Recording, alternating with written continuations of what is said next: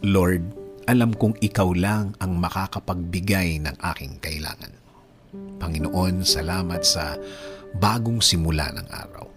Salamat at may kasamang blessing ang bagong araw na ito. Salamat sa mga bagong oportunidad na kasama ng bagong mga pagkakataon na ibinigay niyo sa akin, Lord. Alam kong nakikita mo ang mga problemadong araw ko, Lord.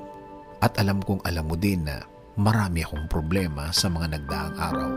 Alam kong nakikita mo din na malungkot sa mga araw na ito. Alam ko din, Lord, na ikaw lang ang makakatulong sa akin. Patawad, Panginoon.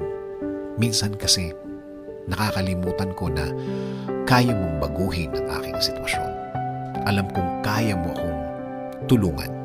Pero imbis na umasa sa iyo, umasa ako sa aking sarili.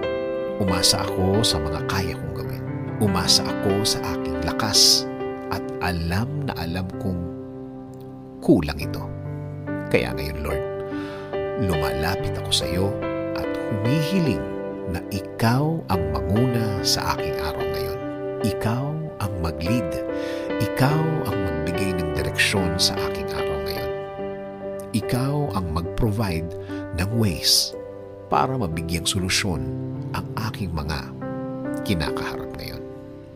Kasama din po sa aking dasal na ito, Lord, ang aking bayan. Alagaan at bigyan niyo din po ng direction at guidance ang mga namumuno. Bigyan niyo po sila ng wisdom para sa tamang pagtakbo ng aming gobyerno.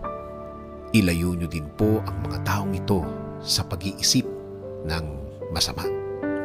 Dahil buong bansa ang kanilang inaalagaan, hindi lang Pilipino sa Pilipinas, kundi ang nasa ibang bansa. Panginoon, alam ko pong wala kayong masamang plano sa aking buhay. Alam ko pong ang lahat ng plano mo ay sa ikagaganda ng aking buhay at sa ikaaangat ng aking araw-araw. Hindi lang para sa akin, kasama na din ang aking pamilya. Please continue to give me guidance. Please continue to give me protection. Please continue to lead my life, Lord. This I ask in Jesus' name. Amen.